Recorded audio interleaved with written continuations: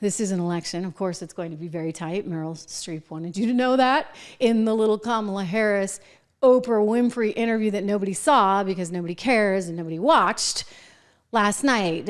You know, again, Meryl Streep, the actress, very famous actress that the kids have never heard of, she actually asked the question about what Kamala Harris and her team were prepared to do in the event of any shenanigans surrounding all of the votes.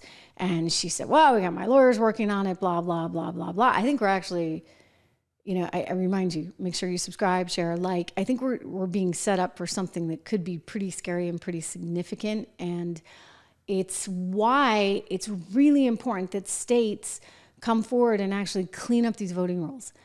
I want to share with you what Oklahoma just did. This is on the local news. It reported this week there in Oklahoma. This comes on the heels of what Texas did, getting 1 million voters off its rolls. I mean, majority of people that were there were actually dead. So why are they still on there? I mean, think of all the technology we have today. Amazing, amazing technology. Think of it. I can do this show from my studio here. I mean, this would have cost thousands and thousands and thousands of dollars to get a live signal. Some 15 years ago, 10 years ago, just to get a live signal, right? You have to have the satellites and the hookups and that.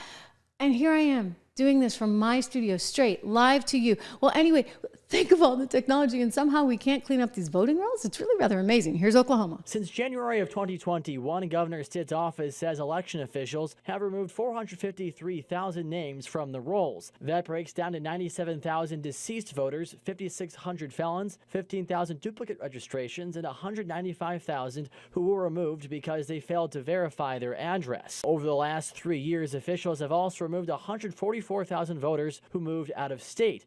Thanks to new legislation approved by lawmakers, those voters can be removed as soon as they put down roots in a new state. We're now able to remove voters automatically if we receive notification from another state that they've surrendered their driver's license in another state.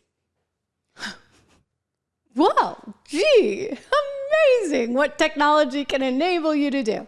Come on, all right? Yeah, like every state needs to do this. This needs to happen as of yesterday. So I think Lara and the RNC, they're definitely trying and they're working as hard as they can, right, to make sure that these things are cleaned up. But it's so important. Like, it's got to be button tight because you don't want to leave any room for any kind of doubt. You seriously, seriously don't. I'm just, you know, amazed by everything that's happening. Again, I'm looking back at this Oprah thing that was just a total disaster. I mean, this is what you call a flop in the television business, right? You know, she put this thing out there, only 300,000 people tuned in. Keep sharing this because we want to beat her. Apparently her channel's up to like 500,000. We're up to 375 and I'm not even running for president. Hey, how about that, guys? That's thanks to you. So thank you for all your hard work, getting the word out, sharing. It's all organic. None of this is marketing. None of this is anything other than me just coming on here every day and you guys reacting in real time. Peace of mind. Good to see you here. Yeah, voter rolls used to, yeah, I get it. This is a big concern. Peace of mind echoing some of my concerns right now. KNR saying watching cable and network news is 90% habit. Perhaps, right? You're going to have to pull the cord. I plug the unplug it, pull the cord. I actually did this myself. This was and we saved a ton of money.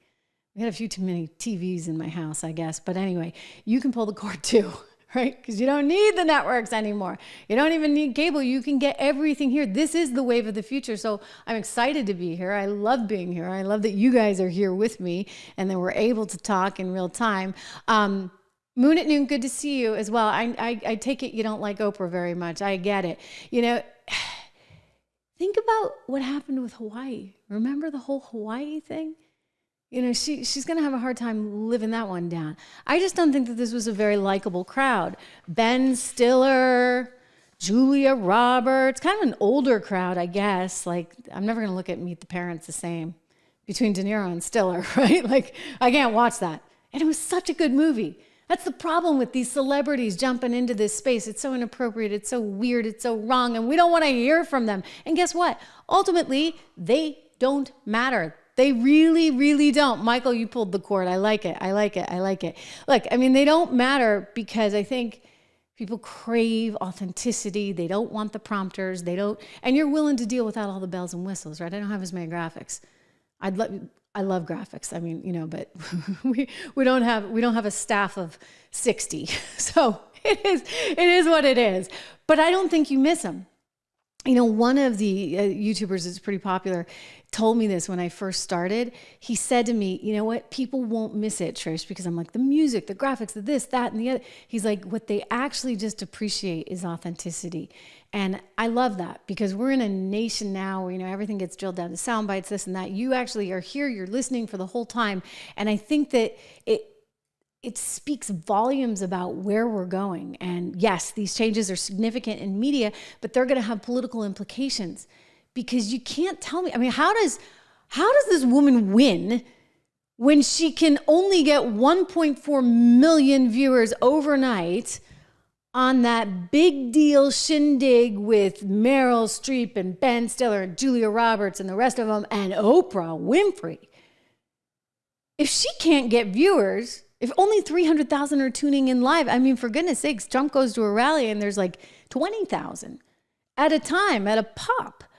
And that's all I don't get it. Like, who is her base of support other than Hollywood, other than the elites?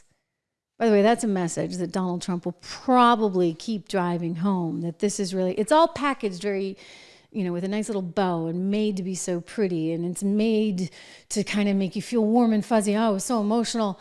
But they're never actually talking substance or policy. And I actually really do think Americans crave it, especially given what has happened to our economy, given the fact that the Fed had to come through with 50 bips, okay? 50 basis points, my gosh.